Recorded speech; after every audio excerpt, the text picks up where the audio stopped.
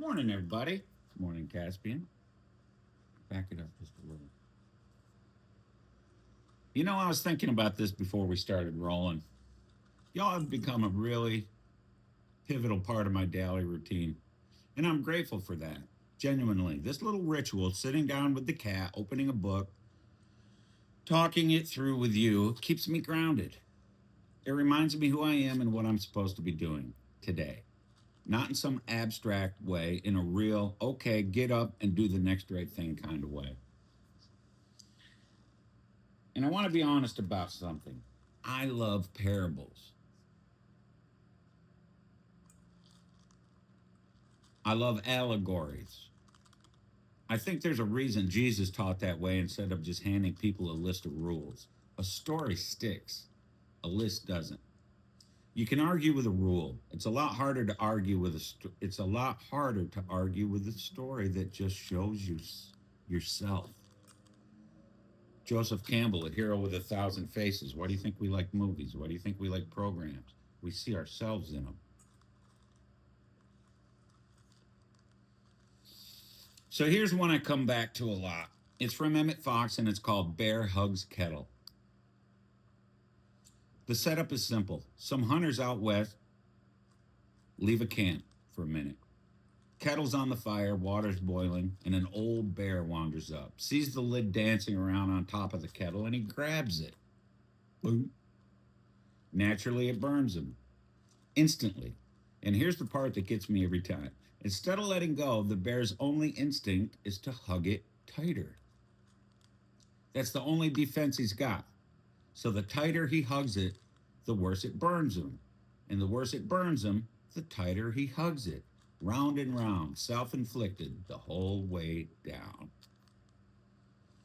Don't you love self inflicted wounds? That's sarcasm. So Caspian's looking at me like, that bear made one bad decision and never recovered. And yep, that's exactly it.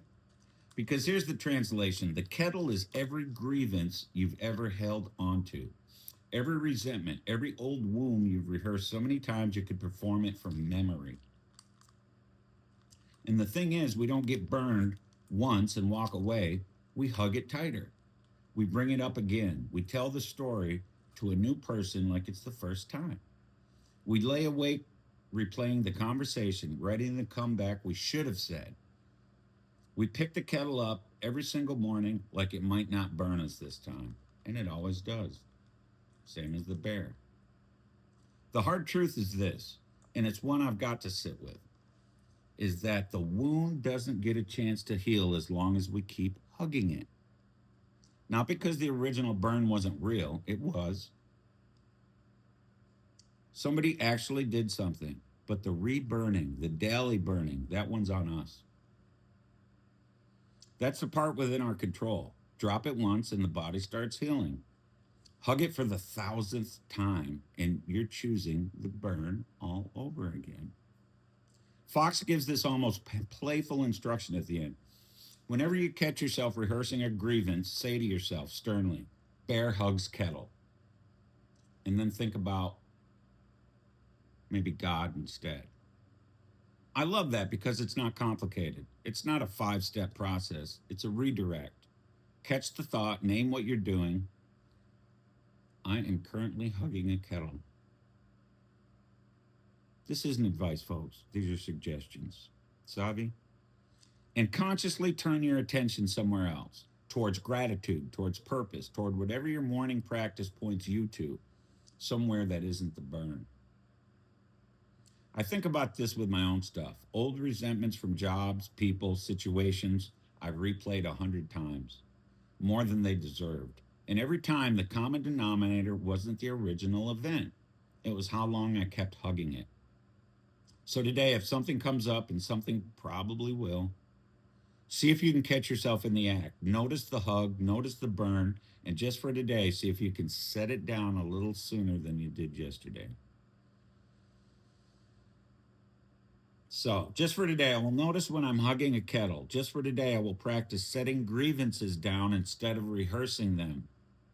Just for today, I will redirect my attention towards gratitude and towards God rather than toward the burn. Feel the burn, baby. All right, brother, let it go. Drop the kettle. Thanks for. Thanks. That's it for this morning. Y'all be easy with yourself today.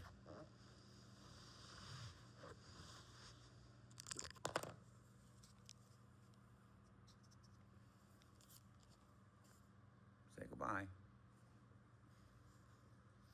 Bye.